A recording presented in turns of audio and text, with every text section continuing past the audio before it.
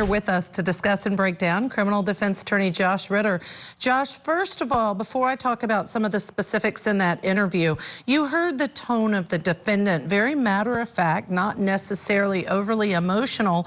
What, if you're the defense attorney for this case, what is your theme or theory of the case that you would put forth before a jury?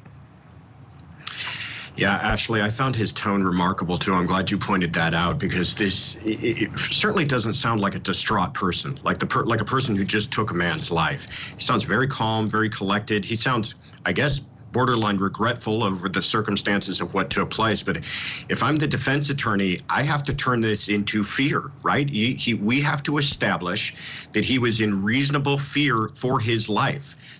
Now, he said some things during that interview that point towards that. He talked about how he's 71 years old. He talked about how heated the whole thing became. He talked about how they're in a dark theater and he can't quite tell what's going on.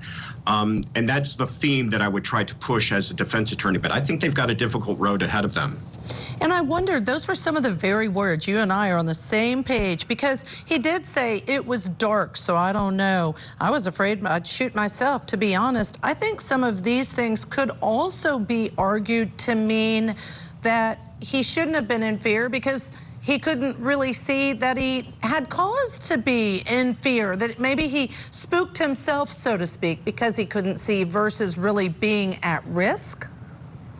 Yeah, that's the problem, is that I don't think through that interview he really established concrete reasons why a reasonable person in his position would feel that they were in fear. Not just, he described it, he was in fear of a butt whooping is what he described, but he didn't really describe how he was in fear of his life to the point that it would be reasonable to pull a gun and shoot someone dead.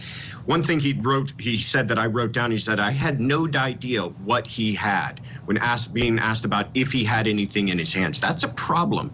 If he said, I believed he had a gun in his hand and he mistook a cell phone for a gun, that might be one thing. But to say I had no idea really shows the jury that you were acting off of nothing concrete, that there was no clear threat to your life that you were acting off of.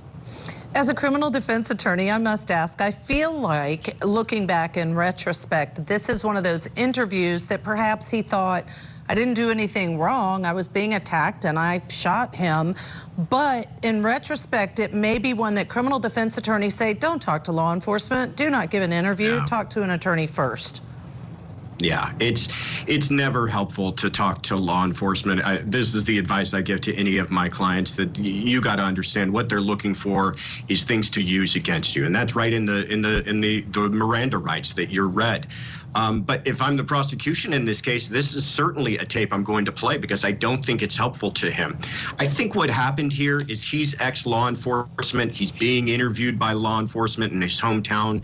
Maybe he's thinking to himself that, I just got to kind of go through the paces here, but he certainly doesn't sound like someone who feels that he may have done something wrong.